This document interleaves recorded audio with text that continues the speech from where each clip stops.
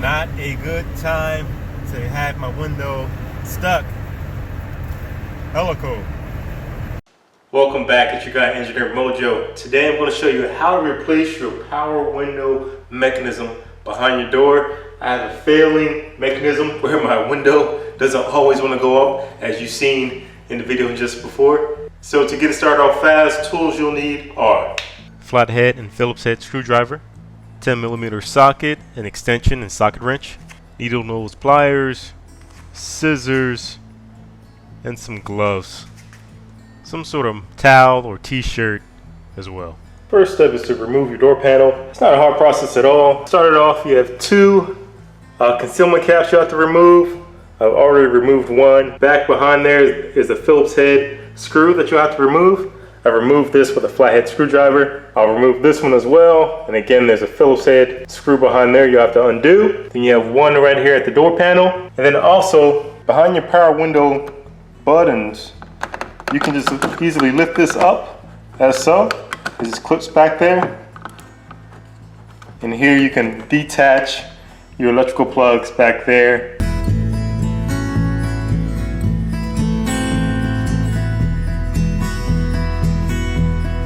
Once you've removed the two screws located here, the window operator button panel, and the screw from behind the door handle, all you have to do now is, you see how this door handle now shifts? To shift it out, let it pop through, and then down in there you'll see a tab, the white tab. It's hard to get a clear video of what's going on there, but all you have to do is rotate that tab away from this metal clip piece behind there. Here's a close-up of the door handle. Here's a close-up of that clip that clips onto the metal rod. And your door handle is in place. This clip looks like this. You just need to rotate it this way off of the rod. And then that allows you to pull the handle out from the door panel. Now you can pop the door panel. I'll start in the bottom left hand corner and I'll work my way around. Just pop all those clips and then lift the door panel out.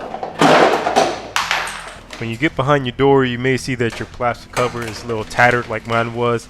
So I just went ahead and cut it out the way, and you'll need to cut it anyways just to get access to behind the door panel.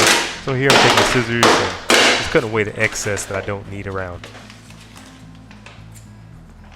To gain access to all the bolts you'll need to remove the window, you'll need to plug back in your window operator. You'll need to move the window down low enough so that you can access the bolts through the access holes. And here in a minute I'll show you a close-up of where these access holes are on the door panel. Here's the close-up coming up now. The window is down. There's the first bolt you'll need to remove, and here through the access hole is the second bolt on your window holder that you'll need to remove. Here I'm showing you the remainder of the bolts that you need to remove. I'm pointing out each one that you need to remove on the door panel, and these are the bolts that actually hold in the window regulator that's behind the panel. You can't really see it. And here are the bottom two bolts that holds the window inside the holder. At this step, I've removed the bottom two bolts that hold the window in place. By removing those two bolts first, you'll be able to manipulate the window up and down freely and get it out of the way. This will allow you to be able to gain access to the window regulator and remove it freely without bumping into the window. Now to hold the window in place, that's where the t-shirt or towel comes into play. I just stick the towel in this step down in the crevice. Be careful with how you're putting pressure on there. I use a flathead screwdriver but with light pressure, and I tap in the towels to create the friction to hold the window in place up so it's out of the way. I'm removing the remainder of the 10mm bolts in this step that is holding in the window regulator. Once those bolts are removed, the window regulator will now be able to move freely. Now you won't be able to remove the regulator quite yet. There's still a plug that you'll need to remove. Now I didn't show it in the video because I couldn't get the camera back there, but you need to unplug that as well as depress that clip right there, that white clip, to remove the rest of the regulator. I'll take a needle nose plier and depress the sides of that clip. With those depressed, the regulator just falls to the ground. The regulator can now maneuver freely out of the door. and you'll see on the edge there's a white clip there. My hand is kind of covering it a little bit, but here's a better shot. The white clip that's on the bottom right hand side of the regulator, and that's what you need to depress and remove. Here's the comparison of the old and new regulator. I use this to make sure I bought the right part, make sure everything looks pretty much the same. Install is pretty much the reverse of removal. I maneuver the regulator in there, and I always start with the top left hand bolt that holds in the bracket. I put that one in first, and I'll show you right there. You see my hand, I'm starting to screw that in hand tight.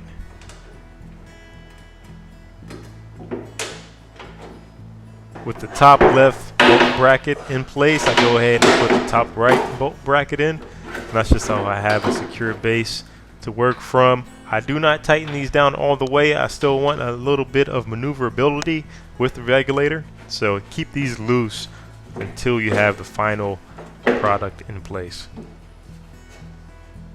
Here I'm just trying to make it a little clearer which bolts I put in first.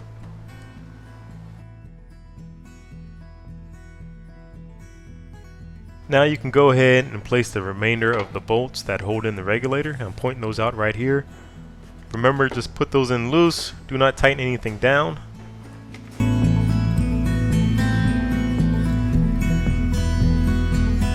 With the regulator bracket bolted loosely, now I go ahead and plug the regulator back into the door panel and also clip the wire loom back in place. Here's a close-up of the clip going back in place. At this point, you'll need to plug back in the window operated buttons, and this is so that you can adjust the window brackets that hold the window in place down low so that you can see the bolt hole locations through the axis holes. And I'll show you a close-up of what that does right now. Really doesn't make a lot of sense. Everything's plugged in. The window works. Now I'm scooting it down low, a little lower, and now I can see where the bolts line up. There goes the access hole. Now the bottom of the bracket does maneuver side to side, so you do have maneuverability there. Now you can carefully start removing the t-shirt or towels from the top of the window gap while holding the window in place. As you see, my left hand is holding the window, guiding it down. I'm holding it from the top as well, and I'm maneuvering it down into the bracket location. With the window in place, now you can go ahead and hand tighten in the 10mm bolts that hold in the window. Remember, there are two there. Now for the last time, I'll pre-plug in this again just to test the window and make sure there's nothing that's getting caught, no hiccups, and that everything is operating smoothly. So this is the last time I'll plug this in before I plug it in for good when the door panel's back installed.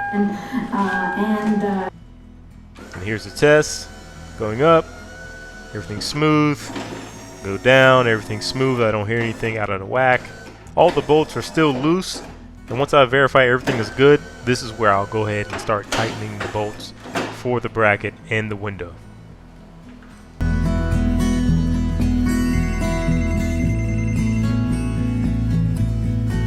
With everything in working order, now you're on the home stretch.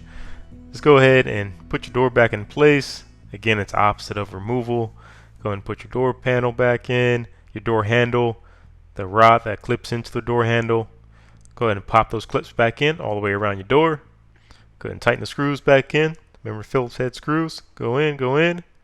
And then the last step is to plug in the window operator buttons as well. Because I like to annoy myself, I will test this one more time. Turn the key on, up, down. Everything seems to be in working order. I am happy. As you saw in the video, that's not a very hard install. As long as you remove bolts in the right sequence, you should be able to get the job done in a relatively quick amount of time. If you have any comments, any questions, any tips, please let me know down below in the comment section. I love to learn from videos as much as I love showing in the videos. In the end, it's just a YouTube community. I'm trying to give back as much as I've gotten from videos. If you enjoyed the video, please like, please share. And as always, thank you for watching. I'm out.